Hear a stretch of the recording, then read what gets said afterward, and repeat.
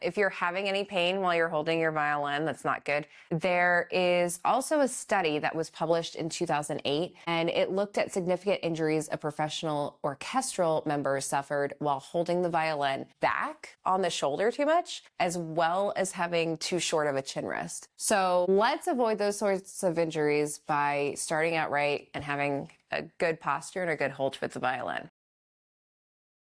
Have you struggled to find a comfortable chin rest or shoulder rest? And are you still trying to understand what you need out of these things? This video is part 2 of a 2-part series on demystifying chin rests and shoulder rests. In the first video, I talked about the history of chin and shoulder rests because I really believe understanding why they were invented, their history, is key to knowing what we need them to do for us today. If you missed that video, check it out first. In this part 2, I'm talking about how to find the right chin and shoulder rest for you. I'm Michelle, the Intentional Violinist, and this channel is all about sharing what I've learned through experience and research as an adult learner of the violin. You might have had the experience when you decided to pick up the violin that your teacher or violin shop assumed the chin rest already on the violin worked for you. And you were probably told that you needed a shoulder rest. If they did ask you if it feels comfortable, they probably didn't go into much detail about what the right fit is, and the shop probably didn't have a large variety of chin and shoulder rest options anyway. The sad truth is that many violinists play for years with ill-fitting or uncomfortable chin and shoulder rests. It's not easy to experiment when ordering online is your best option for variety. And in that scenario, you have to spend around $25 for one item, if not more, and wait for it to come in the mail. And then, quite often, you're just disappointed in the first few minutes of putting it on your violin. And even if you do have the luxury of spending hundreds of dollars on these items, the perceived variety online can be misleading because many models only subtly different from one another. And on top of that, because chin and shoulder rests have been commonplace for several generations now, it's been generally accepted that you'll use them in a way similar to everyone else. Recently, there's been more interest in ideas like ditching the shoulder rest or using an extra tall chin rest, but these approaches are still only embraced by a minority of players. And all of this can make it feel quite confusing to know which chin and shoulder rest is right for you when you're first starting out. And I'd be remiss if I didn't say that what works for you now might change in the future. I tried a couple of shoulder rests and ultimately decided not to use one at all. And I've gone through a lot of chin rests, as you can see here. Eventually deciding to make my own chin rest because I couldn't find anything that I wanted on the market. I knew that carving this was going to be a really arduous task. So I probably only wanted to do it once, even if it wasn't perfect. And I, wanted to make sure that I got it right. So I spent a lot of time experimenting with my playing and researching chin rests as well as shoulder rests to really understand what I needed. So now I've never been happier with my playing. It feels like an extension of my body. And I hope that my journey in discovering all of this will lead you to find the right setup for you.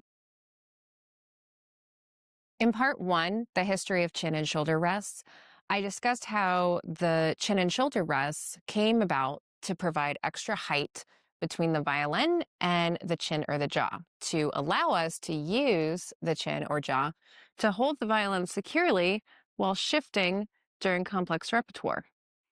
So the key factors in finding your ideal setup are going to be height and security, as well as comfort, which is backed by scientific progress in understanding and preventing musicians' injuries. One more important point is that you cannot decide on a chin rest or a shoulder rest independently of one another. They work together to add height. So if I put the shoulder rest here on my violin, then I have this much extra height added, plus the height of my chin rest. So that's quite a bit of height and actually way too much because I don't use a shoulder rest. But you see how much height it really adds here. And if I take it off, then now we're at the right height. So you cannot decide independently of one another, because if you decide to use a shoulder rest, then your chin rest is not going to be as high. And if you decide not to use a shoulder rest, then you're going to want a taller chin rest. So before we get into height, let's talk about posture. Understanding proper posture is essential for choosing the right chin and shoulder rests to prevent injuries. We don't want our shoulder raised at all, okay? And we don't want our neck significantly bending to the side or down, because these things are going to cause pain and injury over time. You want to maintain a normal, relaxed standing or sitting posture that's normal and upright, no slouching, with your head up and straight. Now, you're going to take your violin, and with the back bare, no shoulder rest, you're going to place it right here on your collarbone. This is the ideal spot where you want your violin resting when you're playing. Now, if you're using a shoulder rest, then obviously the violin's going to be lifted up off your collarbone some, but it still should be in the same area. And this allows you to see the fingerboard without moving your head. It allows you to maintain your proper posture, right? And you're not bending your neck all the way to the side, and you're not bending it down. You're just like right here. And so it's maybe slightly down, slightly to the side, versus this, but it's not very much at all. So we're going to prevent injuries. I did not always hold my violin this way. I actually held it back a lot more, and I would turn my neck more. And I actually did suffer a lot of pain in here, and a slight injury after some time. So it's important that you start from the beginning to have your violin held here and have that proper posture to avoid injuries. If you're having any pain while you're holding your violin, that's not good, feel free to reach out to me. I'd be happy to talk to you about it. But don't just take it from me. There is also a study that was published in 2008, and it looked at significant injuries a professional orchestral member suffered while holding the violin back on the shoulder too much, as well as having too short of a chin rest. And this musician's injuries were only resolved after both medical treatment and reprogramming his playing style. He had to break bad habits, and he had to bring the violin closer to the front, and he had to use a taller chin rest. And then he was able to return to playing and return to work. So let's avoid those sorts of injuries by starting out right and having a good posture and a good hold with the violin. Now that we've established where to hold the violin, we can discuss height, and specifically how much height we need to add to get us from the violin to our jaw. Now, each person's physique is unique to them, and how much height is needed will vary from person to person. So we're going to place the violin, again, with no shoulder rest, just bare violin, on our collarbone. And then we're going to look at the extra space that we have between the top of the violin and the jaw. And that is where we need to add height.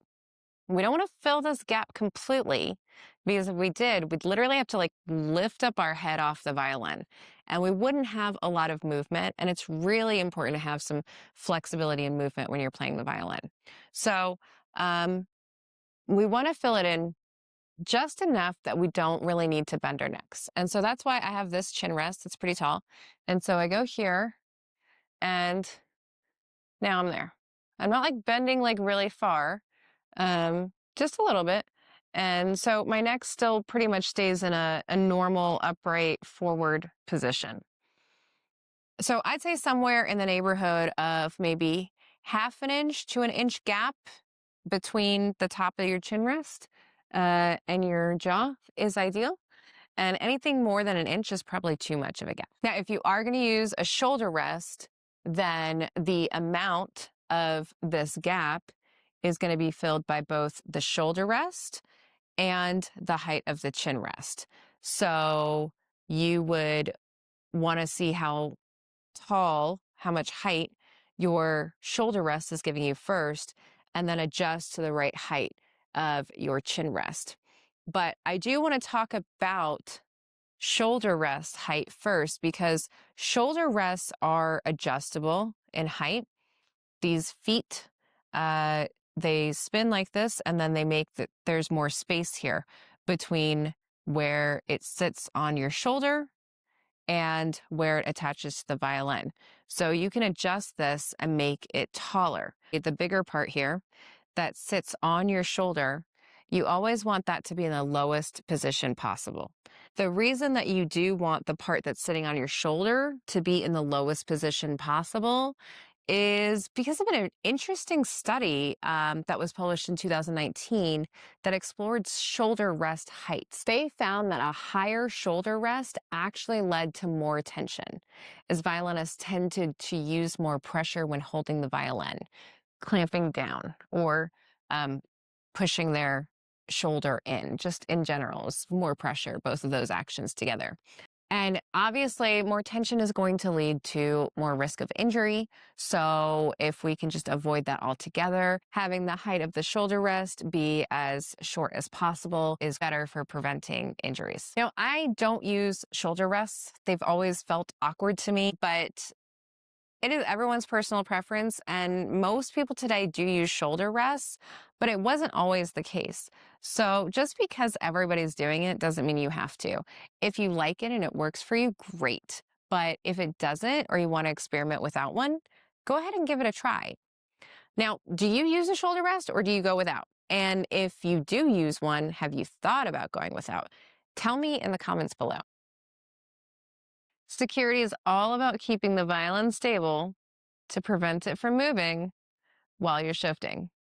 The original reason chin rests were invented. So once you have the gap between your violin and your jaw accounted for, whether that's with a shoulder rest or not, and you know how much height you need in your chin rest, then we're going to look at the chin rest position on the violin and its shape or form next. So chin rest can be center mounted or side mounted. And what that refers to is the position of the clamps. So this chin rest that I have is side mounted because it's to the side of the tailpiece. But this is, let's see, a center mounted chin rest. You can see that there is this little cutout, and that's because the tailpiece actually goes through it.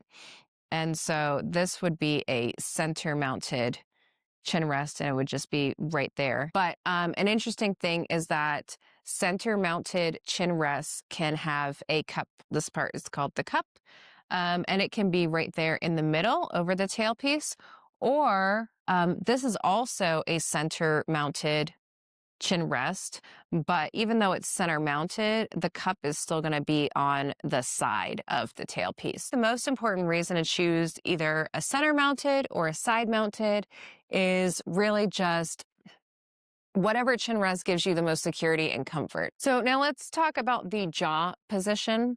And it's funny because the chin rest may very well be called a chin rest, but you shouldn't just place your chin on it, okay? Because then you're going to be like this and your neck is turned and it's not working. Violinists 100+ years ago, they might have actually put their chin on the violin when they were starting to experiment with that. There were some right-sided instead of left-sided, right-sided chin rests. And so at that point, maybe they were using their chin because that makes a lot more sense. And so maybe that's where the name came from. But we really do want to put our jaw on the chin rest.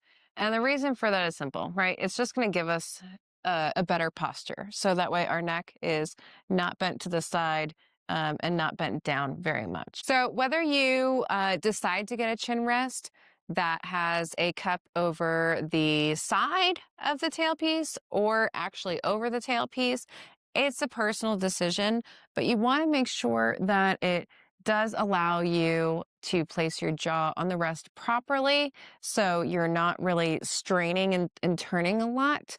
And so that's really where the decision should come down. I used to have a center mounted one. I found that the left-sided chin rest was just a better position for my jaw to keep my head straighter. Keep in mind, though, that cups that go over the center of the violin, over the tailpiece, are always going to be a little bit taller. You can't get a cup that sits over the tailpiece to be as short because it has to have the space for the tailpiece to go through. So if you do find that you're using a shoulder rest or extra padding and you don't need a lot of height in the chin rest, or if you just have a short neck to begin with, and so you don't want a lot of height in the chin rest, a center cup might not be the best because there's always going to be some height to these. And then you're going to want to consider the shape or form of the cup as well.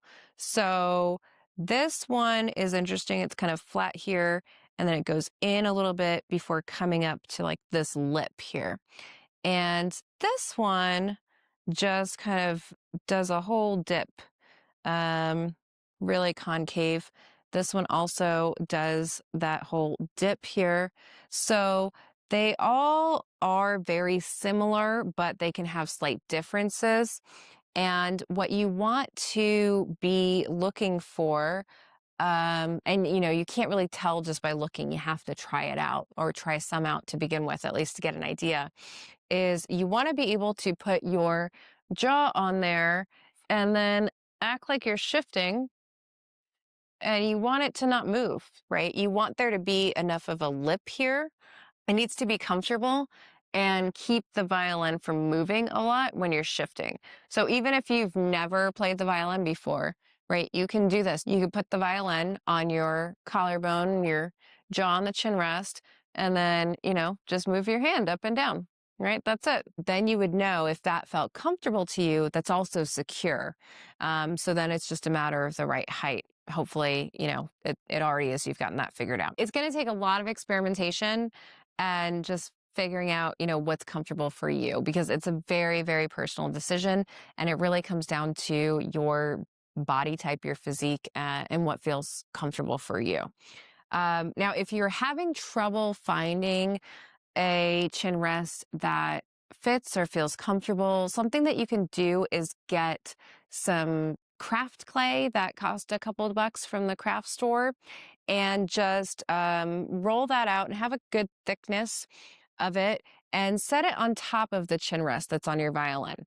And then just go ahead and put your violin where you're going to put it to hold it, and, rest your jaw on it and make sure like it feels kind of comfortable, like a place that you'd want it to be. And then just press your jaw into it. And then you'll get a mold of your jaw. And that's really cool. And you'll kind of know better what sort of cup shape might work for you. That's what I did before I made this chin rest. And you don't want the chin rest to mold completely to your jaw, because then you wouldn't have any flexibility or movement. I want to be able to move here some, but that's kind of your starting point. And you could even just, after you have that mold, like just press out into the clay and kind of give yourself some more space. And that's kind of what I did. And then I looked for models that had that cup shape that I needed for my jaw. Turns out I didn't find any, so I made my own after trying many other chin rests, but that could be helpful for you as well. And if you are still having trouble finding, a chin rest that works for you, there are several people who will make custom chin rests, though that can get quite pricey. Or you could use a cloth or some padding on the top here to make it more comfortable and secure for you. It could be a DIY solution, or there are some things marketed like the Impressionist, which is a little padding and you can place on top of your chin rest and it will form to your jaw. So those are options as well if you're struggling to find a comfortable chin rest and get the right security and comfort. Be aware when shopping, though, that chin rests are generally marketed by names like Guarneri, Strad, Flesch, Huberman, named after famous violin makers and violinists of the past. But that doesn't mean they're all the same, okay? A Guarneri model from one company can vary from a Guarneri model from a different company. And lastly, I want to touch on the materials that chin rests are made out of. So mostly, traditionally, they're made out of wood, Often ebony, but you can find them made out of other woods as well in case you have, some allergies to different types of woods. And then there's also some plastic ones like this. So you do have a variety of materials for comfort or allergies. And then you also have different types of clamps. So this is the traditional, more prevalent U style clamp here. And then what I have on my violin are hill style clamps, which are separate and they adjust individually. There's not really any reason to choose one over the other. That comes down to personal preference. I do like the hill style clamps because I don't use a shoulder rest. So this violin rests directly on my collarbone. And that means that I don't have a piece of metal going the entire way. And so it's just a little bit more comfortable for me. So all of that really comes down to just personal preference. But for those that do have metal allergies, then there are titanium alloy clamps which you can get. They might come on a chin rest that you're looking at, or you might just get them on their own. And it's really easy to put them on. So you would just act like you're loosening and making the chin rest um, wider. Okay, so you're taking off the clamp part. And then these just unscrew too.